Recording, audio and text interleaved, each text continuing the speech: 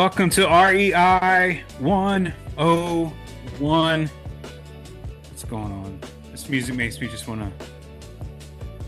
What's going on, brother? Albert, Oh man, I'm back. good to have you back, I'm man. back. Yeah, I'm good, man. Just every day getting better. I was running the other day and I was just thinking about how when we wake up in the morning, we have a choice where we can be better every day or we can be bitter every day. You can let your circumstances define you or just redefine who you are no matter what your circumstances were. So I was thinking about that on my run, and um, I hope everyone chooses to be better today. So let's go. Yeah. Amen. Amen. Yeah, man, that bitterness, I'm reading it's a really good book. Um, my goal is to read this book, Secrets of the Millionaire Mind by T. Harv Eker. My goal is to read it 12 times this year. And one of the things that they hit on is the things that you focus on are going to expand. What you focus on expands. I heard Tony Robbins. He says where your focus goes, your energy flows. Mm-hmm. So I mean, all those principles, those are biblical principles too. It's like you Mm-hmm. said, you can choose to focus on bitterness, and you know, there's probably a good reason you may feel that way, Mm-hmm. but understanding that and choosing betterness over bitterness is that's extremely powerful, brother. I think that people give up control of their path to whatever circumstances, or their history or things that have happened to them. And yes, some of us have had horrible things happen to us in the past, but we again choose not to let that define us. And I've just been kind of thinking about a lot of that stuff over the past couple of weeks since my dad passed away. So it's Yeah. gotten me just, you get really reflective and just thinking about your life. I mean, you and I, well, I'm a little bit older than you, but just man, once you get to 50, you just start really thinking about mortality, your life, and thinking back. I don't have any regrets. Yes, of course, I wish I can go back and do things differently. But then when I look at it, right, all of those things got me to this point, and I'm happy where my life Hmm. is right now. Yeah. So um, I'm good. I'm ready to go, man. Well, brother, I'm definitely sorry, and man, we still grieving is still important, and we grieve with you. We're grieving together, Thank you. and this community loves you, and we appreciate you so much um, for what you do for this community and how you help investors and business owners grow and learn. And I've learned a lot from you, man. Thanks, And brother. yeah, so I appreciate that. Means a lot, brother. That means a lot. So we got so much to cover.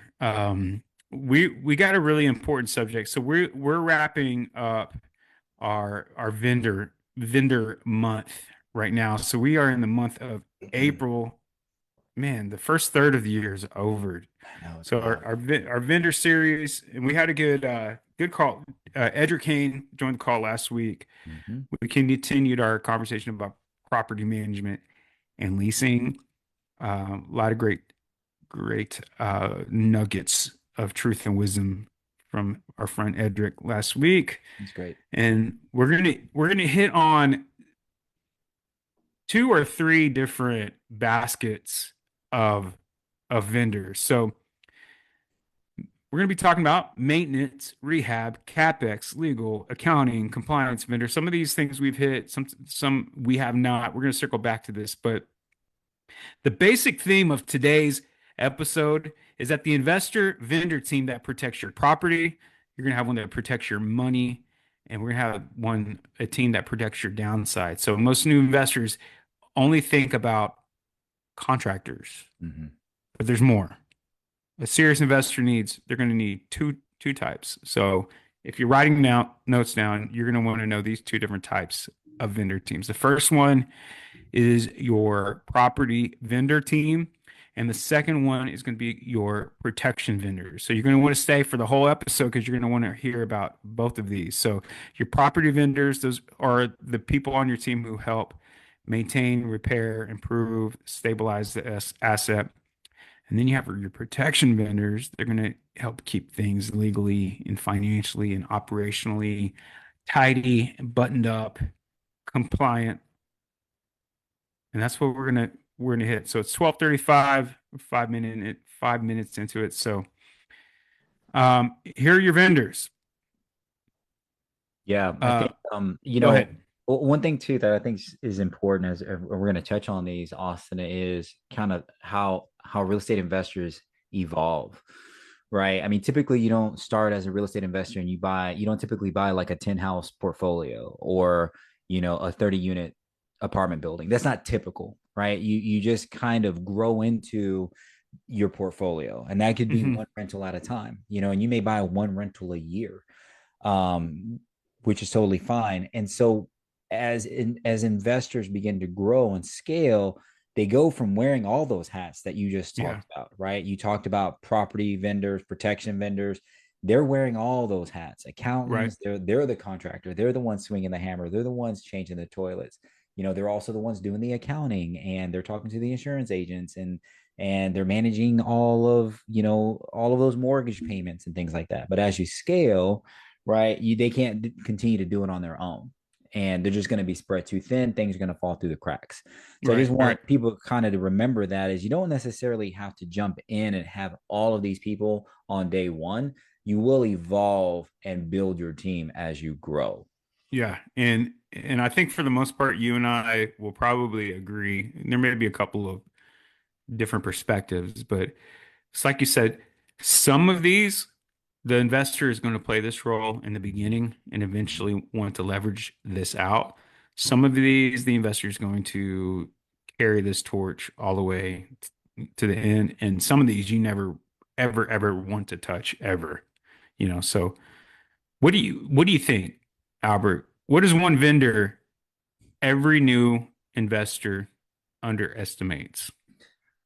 I mean, for me, it shifts. I mean, as my portfolio has grown, Austin, I think my most underestimated vendor or team member is a handyman, a good, Hmm. reliable handyman. And whether that's, you have a 1 to 5 unit portfolio or you have 30 or 40 units, if you need someone there to really help maintain your properties. Right. Talked about this many shows ago where we go in and we do rehabs on these properties. We're getting all that delayed maintenance, deferred maintenance. We're taking care of all that up front. Hmm. We typically don't have too many maintenance requests down the line, but you are going to, right? The more toilets you have, the more tenants you have turning over into your properties, the more wear and tear on your properties you're going to have. That handyman is typically the one that's at the top of my list. Yeah. So that's who I kind of over time, because I couldn't get out to every property and make these small little repairs. Sometimes I can, right? But Hmm. if I can have a handyman in every area, like one in Houston, one in the Galveston County area, and they're good, I can even kind of refer them out to some of our clients. But handyman to me is the most underrated So from your handyman, just to be clear, is this the same person that your contractor is, or this is a no, different person? is a different person. No, different person. Like my contractor is usually doing larger type repairs, rehabs, CapEx kind of things.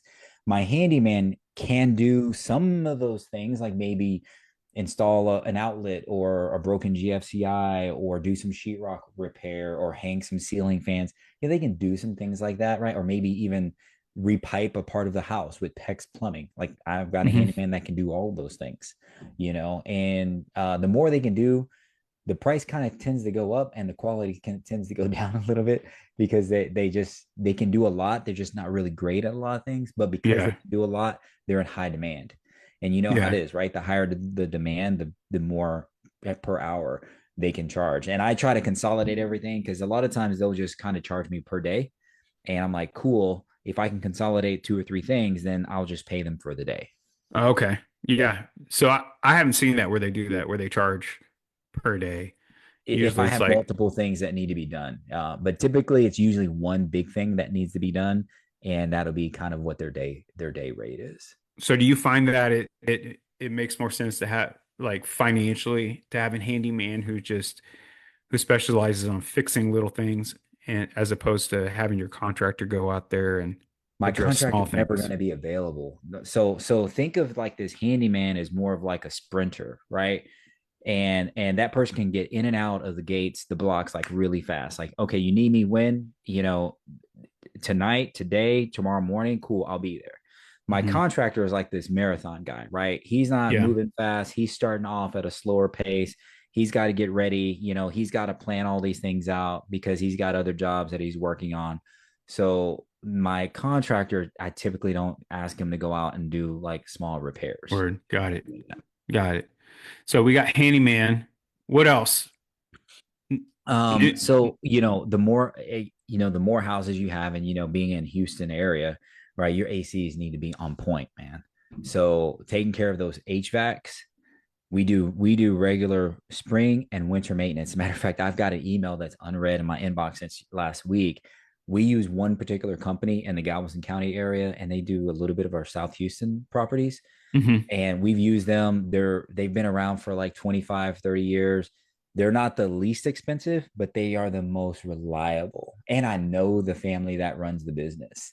So Hmm. having a good HVAC tech that can, number one, do your maintenance for you, and number two, they're reliable and honest.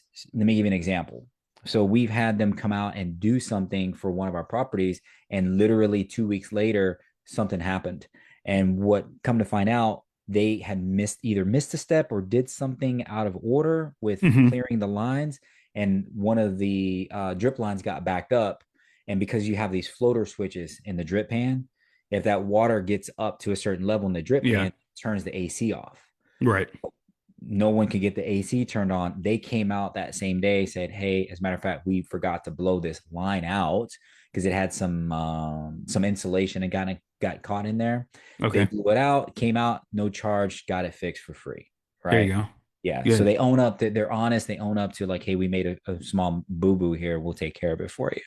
But you need to have your ACs working, man, and have them maintenance regularly, especially in Houston. And the older these systems get, we talked about having reserves, right? Hmm. Austin is being prepared for when that HVAC goes out. It's not Yeah. if, it's when it goes out. And man, I'm not a big fan of just kind of replacing things before they go out, but we've got an HVAC system that's probably about 19, no, let me see, 2007. It's about 15 years. Yeah, it's like 15 years old, and it's still kicking, but I'm Yeah. like, maybe we should just replace it.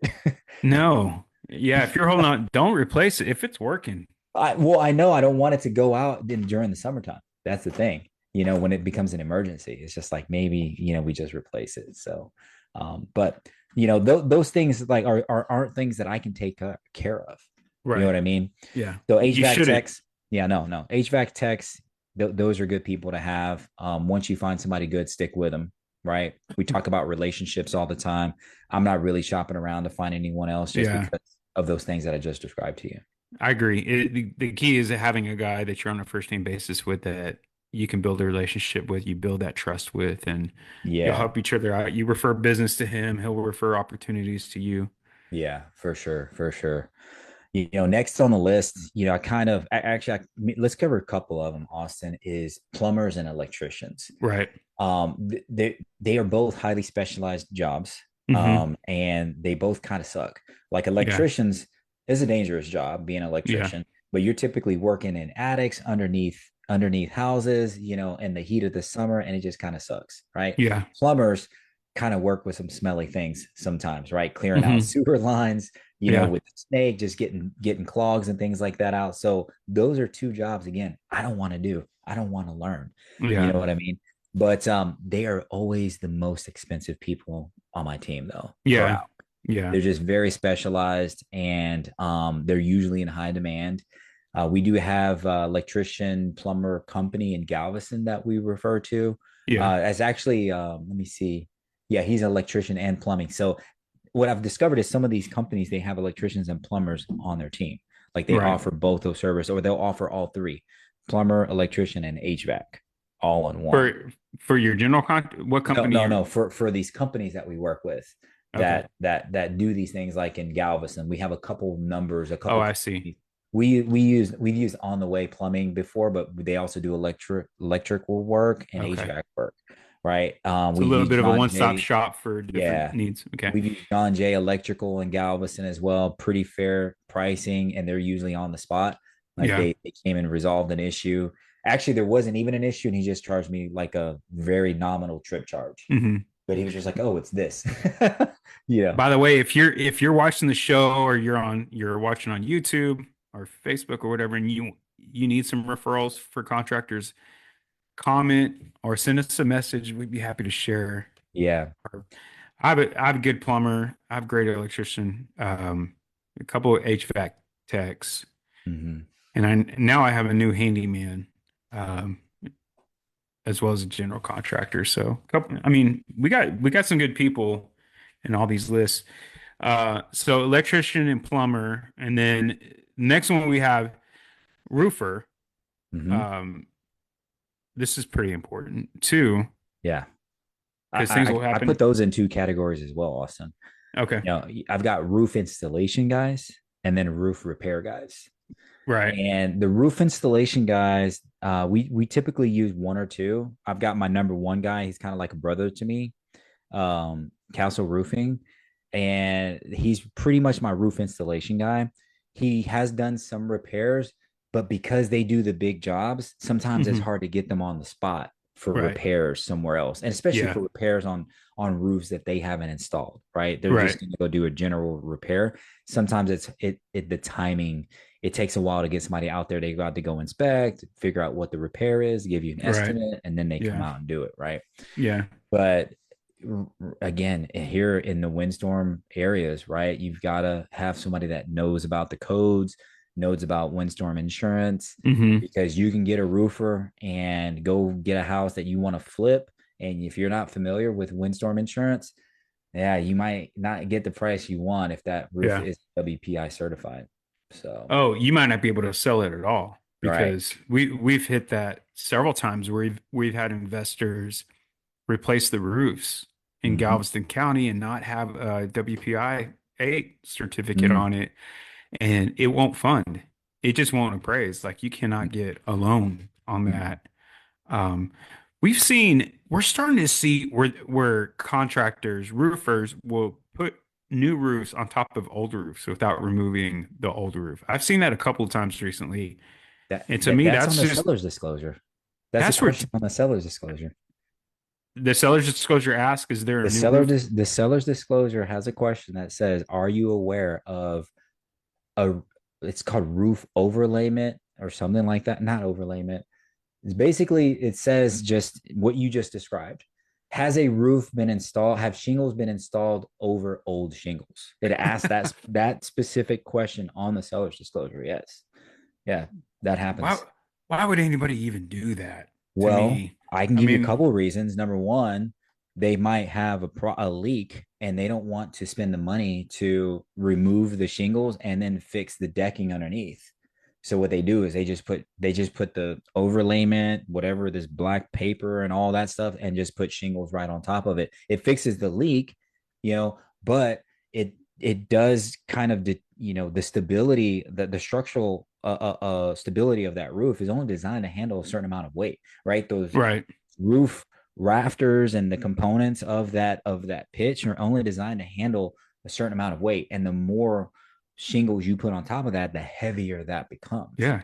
you Yeah. know so and then it's probably a big pain to kind of read, if you need to put a new roof on, now you've got multiple layers to actually rip off, so It's that's not more that of it. big of a deal. But that's what Uh, people do. I think that's part of the reason why is they're saving money, because yeah. there's a bigger issue that they don't want to address. Richard and I sat in my garage like 2 weeks ago. Thanks for the Like, invite, by the way. yeah, you weren't there, so sorry. But we heard hammers in the morning, and by the time we were sitting in the garage in the afternoon, the roof was completely replaced. It was our neighbor across the street. They came in at the crack of dawn, removed the roof, and put a whole new roof in. And everybody was sitting under the tree drinking a Modelo, and they were done. So That's it, normal. That's typical. Yeah. yeah, I know. That's what I'm Even saying. even Like, even even if you're getting this WPI certified, right? You can still get it done in a day. if your Right. roofer know, like they have good relationships with, because you got the Texas Department of Insurance, you got offices all over the county. And Yeah. so, you just need to know who to call, have a good relationship with these inspectors, and they're Hmm. usually out there in the beginning while you're ripping the roof off. Right. They come back out there during the day while you're putting their new roof on, and they come out at the end of the day when you're done to do the final inspection, and then they upload everything to the TDI website. Easy peasy. Easy peasy. Yeah. The Yeah. Very next important. one, this is the newest member of our arsenal of our team is appliance. This was a hard one for me to find a really good appliance repair Agreed. because most contractors are not going to go fix a Mm-mm. refrigerator or a stove that's leaking gas, right? Or I don't know. So, are you using do you have an appliance repairman that you can go to? Do you have a go-to guy? No, I'm just kind of using Google, to be honest with you. Now, I've done some appliance repairs myself. Yeah. I just replaced the inner glass oven door window on a Frigidaire oven last week, or this earlier. No, it was last week. You Yeah. replace the glass on an oven door? Yeah, I guess so. So these oven doors, right? They're double paned, because they've got all that insulation on the Yeah. inside. They've got a glass on the inside and a glass on the outside. Hmm. What had happened was a guest had opened the door, the oven door, and set something on the glass, and it shattered that inner glass. And so I found the glass based off the model number of the stove, ordered the glass, and then I actually replaced that inner glass. I did All that. right. So if you're listening to the show and you need a handyman to come fix your stove, call 409-789-1450. I also repaired a Samsung dishwasher. So I've called around a lot of this is what I was going to tell you. I just kind of Google appliance repair in the Hmm. area, and I just kind of go with whoever comes in and see if they'll, do the repair that I need. I've I've found out that a lot of appliance repair companies will not service Samsung appliances, Well, especially dishwashers. I have oh, no really? idea, no idea. But on one of our Huh. dishwashers in one of our rentals, the soap dispenser stopped opening. Right, so I worked with the renter to try to troubleshoot it, and it just was not opening. All right, so basically it would just run and wouldn't wash the dishes. So I found the part on Amazon. It's just the dispenser. It's a module that you can Uh-huh. actually take out and replace. I replaced it, and it cost me like $45. Okay. So Nice. that was a appliance repair number two. I've replaced I'm giving away too many of my secrets. I've replaced dryer belts. Those are a Yeah. pain, but I've replaced dryer belts on dryers. I don't know how many times. It's kind of a pain in the butt. I don't like doing that. Other than that, sometimes I just buy a new appliance. You know, Yeah. I'm just like, Yeah. whatever, $300, like, I'll figure it out kind of thing. Sometimes you can trade those in Yeah. on Oh, a really? Okay. yeah, like you can go to Scratch and Dent or like a slightly used appliance store. And they'll give you some cash for it or something. You just yeah, or it's just trade in Okay. for something different and Okay. some money. But I'm gonna have to keep that in mind. so as far as appliance repair, here's my big question. Can you Mhm. fix an ice maker? Oh man, you just reminded me. So if it's Samsung, no, that's not gonna work. And I actually have if it's a part that can be replaced, I will tell you, maybe I can, because I've got an ice maker. The drawer, right? It's Hmm. underneath it, it's got this metal thing that kind of turns, whenever you're getting ice out, it turns to kind of Yeah. the ice closer to the dispenser. Yeah. That thing broke off. Okay. And I'm like, okay, cool. I got a picture of the refrigerator model, and I said, Hmm. I bet you they sell just this drawer. So, but that would be the extent of fixing an ice maker. If it's Samsung, you can forget about it though. Samsung, Yeah. I never get Samsung fridges with ice makers because they are notorious for breaking and freezing up. So, Right. yeah. I put locksmith in here. Somebody you never need until you need it, and then when you do need it, you need it real Man, bad. I'm trying to think if I've ever used a locksmith. Oh man, I don't know. Have you had to use one before? Yeah. I mean, we'll have locksmiths going in and rekey the doors. Oh, I just buy new locks. If what's cheap, what's cheaper? You can do that. Yeah, and so I think whenever it's we cheap. have a rental, all right, we will buy quick set. locks, which have the ability to be rekeyed using this little tool. Hmm. So we'll buy quick set locks, and then whenever renters move out, we rekey them ourselves. Yeah. So we've done that. Okay. Yeah, you can rekey it with the quick set. Yeah, Yeah, that makes sense. yeah. They're a little bit more expensive, but you know, if we're buying a property that's just going to flip, then we just buy the cheapest. Like if they're called, it begins with a D. I can't remember the name of it, default or something like that. But we just buy standard, deadbolt locks to replace, and then Yeah, whenever we are ready to flip, then we're actually go replace all those locks again. got it. Got Nice, it. nicer quick set locks from like Amazon or whatever. So, but I've never had to use a locksmith. I just kind of just buy new locks. It's just good to have that number in Yeah, place. yeah. Sometimes you need it in an emergency. Then I put pest control. Um, Yes, we have pest control we companies. got we got Ivan at Restoration Addicts. He was on one of our earlier episodes of the show. He's got a great business model. Lawn care. Um, sometimes this just depends on Hmm. whether or not your tenant is going to take that responsibility, but at the same time, it's still good if you have somebody, a lawn guy like and trust, just put that lawn guy in contact with the tenant, let the tenant man take care of it. I've got this great long guy in Galveston. I think I've been using him for, oh man, maybe about 3 or 4 years, Austin. What I love about him is he's got good rates. He cuts four of our lawns, and two all of them, like some of them have long-term renters, so we include like the lawn care with the rent. Hmm. And he also pulls out the trash cans for our vacation rentals. Yeah. So and that is just clutch, especially if you're investing, out of your area, and you have rentals, or you have vacation rentals, is having a service that can take care of your lawn and also pull your trash cans to the Okay. street, pull them back Yeah. out to make sure your trash gets thrown out every week when you're dealing with monthly or short-term rentals, Austin. But Yeah. having a good lawn care guy, Lawn awesome. care is we want to probably separate that from landscaping because Right. I have a lawn guy, he cuts the grass and he's like he's like Kane's chicken. Like I do this one thing extremely well, and if you ask me to do anything else, I'm going to self-destruct. And that, and as long as he just cuts the grass, Yeah. it's perfect.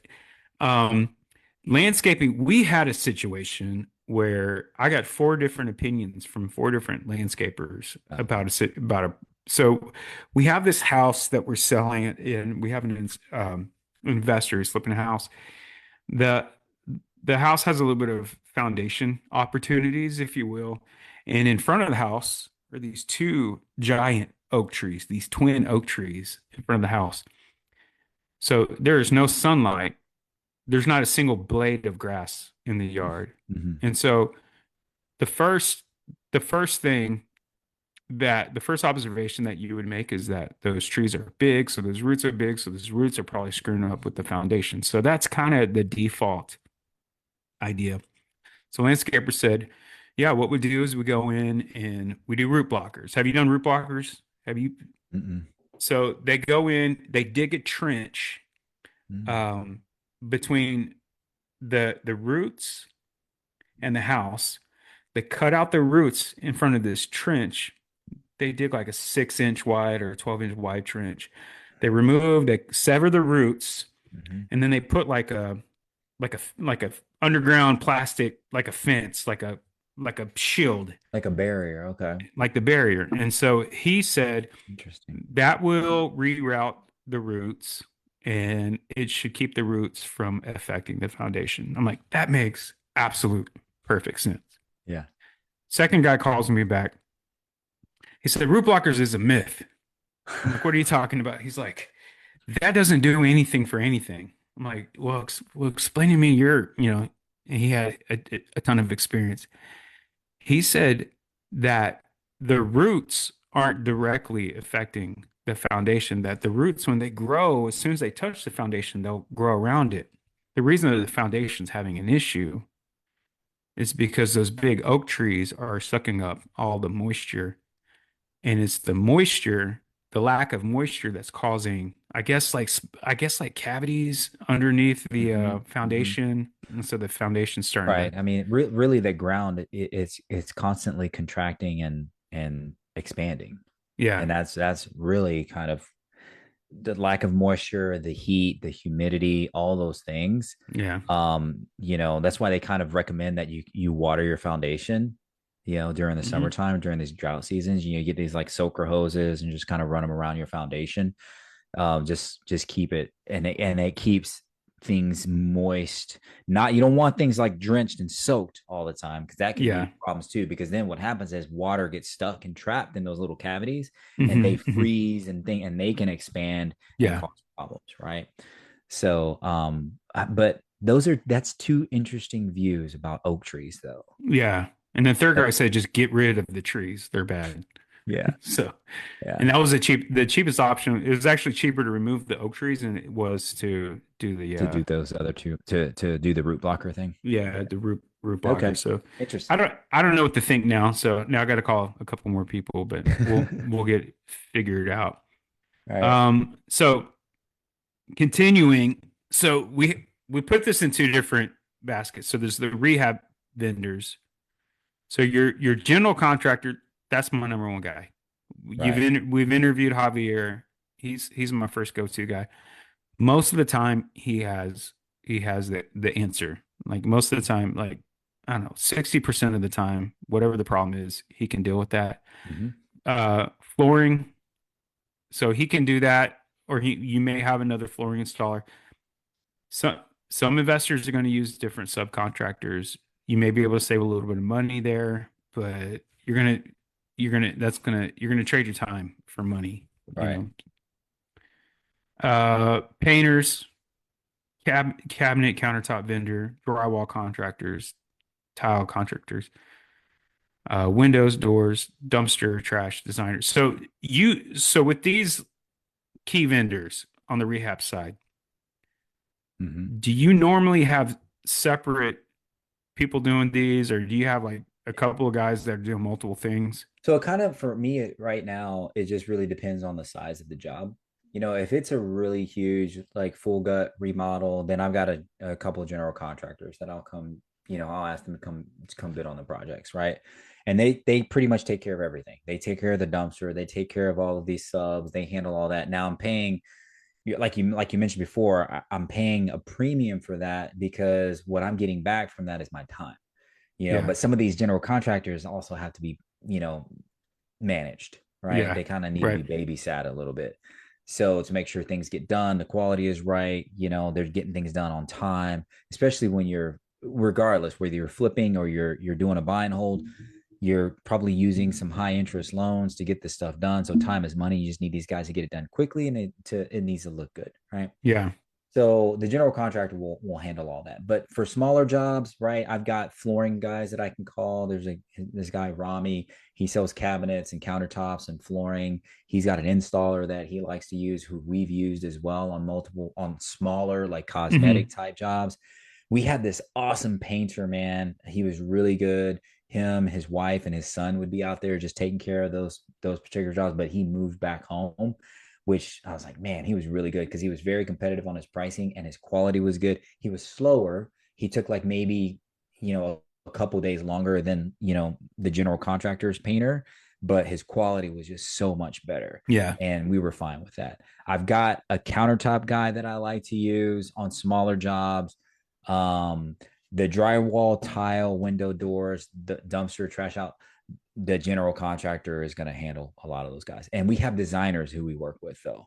Yeah, I wanted to say that we've got designers that are either going Okay. to do staging, or if we're doing short-term rentals, mid-term rentals, they're coming in and helping us identify, you know, we talk to them in the very beginning planning stages if we're thinking about holding on to this as a short-term rental or mid-term rental, because Hmm. they may have some ideas like, hey, if you move this wall here or open up this cubby here, now you've got a dedicated workspace, Right. right? And they're helping us kind of plan all this from the very beginning. So we do like working with interior designers on those particular Yeah. projects. Yeah. That's excellent. So on that rehab side, getting this part of the project right. Mm-hmm. Um, Working with people that know how to execute on a large plant, working with people that know how to stick to a timeline. These are the big projects. The better you do on this rehab side, the easier it's going to be on the follow-up on the CapEx side. So on the CapEx vendor side, that's where you have roofers, and these are guys that are going to make they're basically putting out fires. I had a call from my rental over the weekend, and they were having an issue with um, a gas leak. That's CapEx. Like we need to get somebody out there. We need to get somebody to address that issue right away. And fortunately, our plumber was able to get out there and deal with this gas issue. It was just a valve was leaking a little bit of gas, and um, that that's just immediate response, putting out fires. But going back to rehab vendors, they need to be able to understand your timeline, your ultimate goal, Mm-hmm. deposits, draws, change orders, different things like that. Um, and they got to know how to plan well. Like Mm-hmm. a handyman doesn't necessarily have to be a planner. They just need to just respond to the need at hand. But Mm-hmm. a rehab vendor, a general contractor, they've got to they've got to be accurate with their estimates Right. and their One thing timeline. I wanted to share just before we move on to CapEx vendors is, especially for new investors, right, is they may not have a network that they can already tap into. So Hmm. what are they going to do? They're going to ask for referrals. They're going to go to Yeah. Facebook. They're going to go to Craigslist, and they're going to get a whole bunch of people that are going to come in and want their money. Right. Some of them are going to be good. Some of them are going to be scammers. Some are going to be just awful. There's like Right. so when you have a big job, like if someone says they can do it all, like run. All right, just run because that person Yeah. probably can't do anything to the quality that you need. Because I've seen investors get in trouble where they hire a handyman. He's really a handyman to do a lot of to be Yeah. a general contractor, right? Or to try to just reach out. That handyman's going to go try to reach out to his people who he knows. Okay, I need a framer, I need a sheetrock Hmm. guy, I need a painter, and he doesn't already have this network, right? And so he's going to give you a price. These are the things that can happen. He's going to give you a price, and then at the end of the day, you're going to have a lot of changes because those guys that he went to go get to work for this are going to charge him more than what he actually gave you an estimate for. Yeah. And the project's going to take longer, and it's probably not going to look good because they're probably not used to bidding out big jobs like that. Got So it. when Yep. I'm looking at these big jobs, these big full gut rehabs, like I really want a general contractor who knows what they're doing, but don't get sucked in because that handyman says he knows what he's doing, Yeah. but and he's got a much better price. You're going to get yourself in trouble. Just want to put that out there before we move on kind of to the next No, thing. give them the safe items, the CapEx vendors. So we got roofers, foundation specialists, HVAC We've got installers. all of these really except for so as you get past you get a little more specialized, right, like window companies, Hmm. and you got your electricians, right, electrical panel contractors. Typically that's going to be a master electrician. He's going to have an apprentice or somebody doing kind of all the Yeah. work for you. Yeah. What's key with these capex vendors though, Austin, is they can pull permits. Right. If you're just working with handyman, that person can't really go pull a permit, or they're going to go find someone to go pull a permit for them, which is not really allowed. You don't really want to do that because then if somebody does something wrong, who's on the hook, right? Yeah. But these capex vendors, we've got the roofing company I told you about. We have a specific Yeah. foundation company that we like to use. I've got an awesome HVAC installer that I've used multiple times.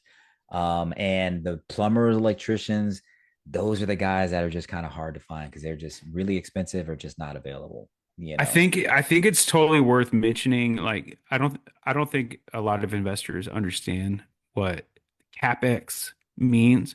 That capital expenditure, that's an improvement. That's something that you're doing to the property that's going to increase the value of Mm-hmm. that property. So anytime you install new windows, that makes a huge difference Oh yeah. in the value of the property. By the way, that does not affect your cap rate when you go to Right. sell or Right. when you go to refinance. It's not affecting your net operating income. Those CapEx, capital expenditures need to be below the line because it's not necessary. A CapEx, capital expenditure is not necessary for OpEx, which is operational expense. So knowing that OpEx your operational expenditures Hmm. are the regular expenses that are required to run the property. You may replace a roof once every 20 years, or you may get the foundation looked at once every 15 years, or Hmm. whatever, maybe even longer than that. Um, but understanding like you want these jobs done really, really well. Somebody that's going to go back on a rehab and just do some maintenance to an old AC unit, that doesn't have to be the top of the line service. The AC needs to work so your tenants aren't hot during the summer. You're not replacing the AC at that, right? Do you agree? Well, I mean, it depends on, if we're talking about AC, it depends on the age, right? And the operability of it, or does it actually function? So you need to have it tested. Yeah. And sometimes that's hard to do when you're kind of coming into older homes. There might be an older home, but the AC might, when you're looking at the tags on it, right? It might say, you might determine that the AC is only 3 years old, Yeah. and maybe the homeowner tells you, oh yeah, the AC works fine, right? You get in there, you do all of your rehab and everything. Cool. I don't have an AC on the budget because they said it works fine, but you didn't really test it. You know, Hmm. you didn't really get the property inspected because you knew you were going to do a big rehab anyway, but the Right. AC looked good. And then you get in and the AC doesn't really work the way that you want it to work. You know, Sometimes those things can definitely be serviced if they're not that old. And so it depends on the age, on like an AC for us, Austin. If it's like 10 years old or older, we're gonna replace it, man. I don't care if it works. Like, I'm just gonna replace it. If it's a flip, I might keep it, right? If it's a flip, I might keep the AC, and then we'll just kind of go there, right, during the Yeah. inspection. And if the buyer wants something new, but if it's a rental, I don't want to be dealing with that problem. Right. So if it's Yeah. like 10 years old, I'm like, man, I might get 5 more years out of this thing. Let me just replace it now. Same thing with the roof, right? If the roof, like, I might have my guy go and just take a look, and he's pretty honest. He's very honest. Hmm. Like I said, doesn't really need to be qualified. He's an honest person. So but he's gonna tell me, hey man, you got about 3 to 5 more years. I'm like, all right, well, let's just go and Right. replace it. I don't want to deal with it in 3 to 5 years. I'll just do it now. You know, Yeah, I think it just depends. I think sometimes it's it does okay depend. as long as it's working and Yeah. everybody's happy and you and I can agree to disagree on that, but it just depends on the context. But yeah, I do agree with you. The last thing you want is have a young family in one of your rental houses and it's 105 degrees outside and the AC Yeah. just Because completely you're not dies. monitoring the AC while they're there either. You've got long-term renters. They might have that AC kicked down to like 65, dude, and it's 95 degrees outside. It's 95 degrees outside, but it's 70 degrees inside the house, and they're wondering why it doesn't get down to 65. The AC Yeah. is not designed to go down 30 degrees from the outdoor temperature. It's just Yeah. not designed for that. If it does, awesome, great. You got the house well insulated, that's great. But you are Hmm. making that AC work overtime, and you don't know that your renters are doing that. So that's why, like, these older HVACs, I'm like, no, I don't want to mess with it because they're gonna run the heck out of it when I don't know what's going on, and they're free to do what they want, and that thing's gonna freeze up at the worst possible time, and now I'm have to be dealing with that. So So when you do that HVAC replacement, are you replacing condenser, furnace, ducts, and everything, you or that does depend too, right? The condition of the ductwork, if because sometimes the furnace and the condenser, their ages might be different. Mhm. If we're doing full guts, we're replacing everything, right? The Yeah, ductwork, like everything. But if we're coming into a rental and the condenser is a little bit older, I'm sorry, the furnace is a little bit older, and sometimes they're not compatible too. Like, you have to change something called a coil inside the furnace air handler thing when you hmm, replace the condenser, and sometimes it just makes sense to replace the whole system. yeah, know. yeah. I have replaced only condensers before, and Okay. kept the furnace. So I've done that before. Is HVAC the scariest CapEx item for new investors, would you say? Is there No, something else? foundation, in my opinion. Foundation? Why is foundation scarier than Foundation's scary because it really depends on how much work is being done.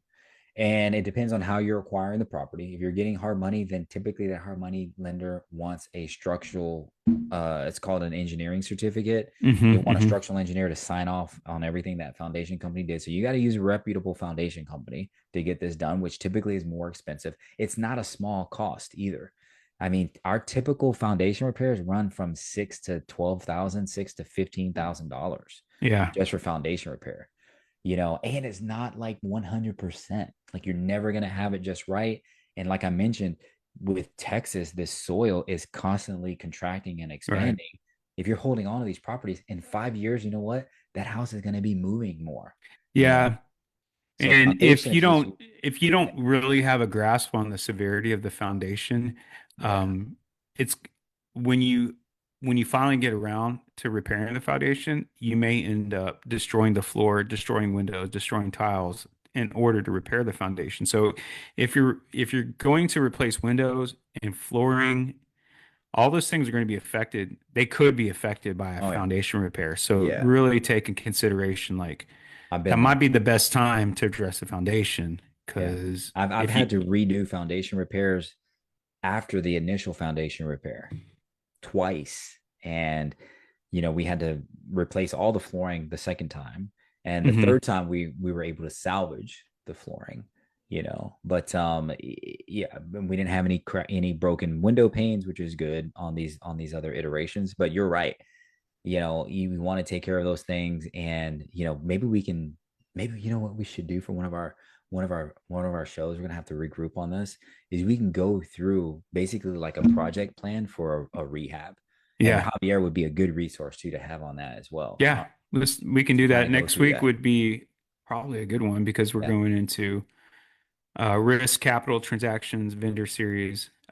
So we can probably look yeah, I at, think that'd be cool. To kind yeah, of walk our audience through, from the time you close on the property, actually, maybe a week before you close on the property, that you're going to yeah. do a major rehab on to the finish line, right? I We think need that to would be, have we need to have Sean back too because now yeah, he closed on the fourplex and now he's getting tenants in there now. let's So he's go. at this next stage. So he's making Awesome. a lot of progress. So part one, maintenance vendors. Part two, your rehab vendors. Part three, your CapEx vendors.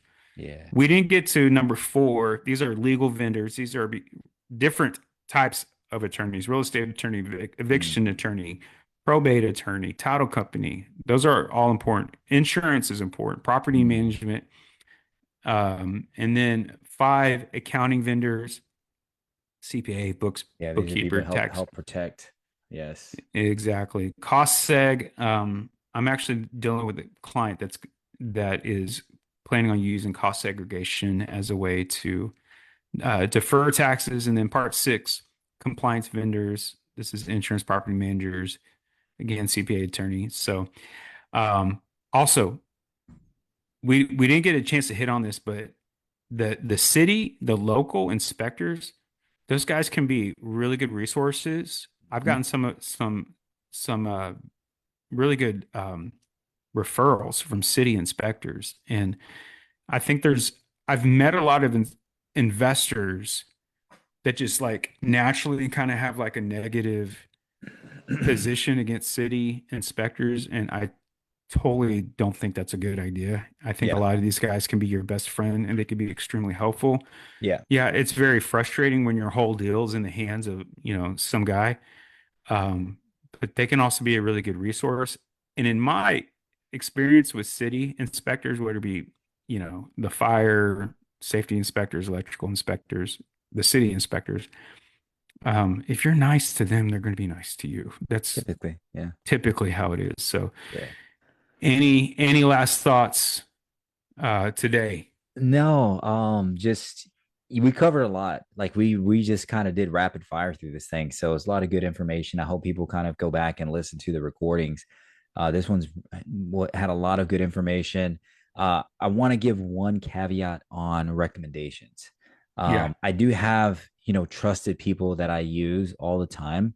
And I always tell people though, when I give them a recommendation, is I let them know, hey, look, this person did a great job for me and I trust them. They're honest, but at the end of the day, you have your own personality and the way that you like to work, and they may not do a great job for you. I can't guarantee that. So don't hold me Hmm. accountable. I'm just telling you they did a great job for me.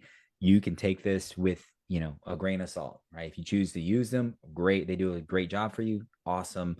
But it's really their responsibility at that Yeah. point forward, right? So Yeah. I always tell people that when I give them recommendations.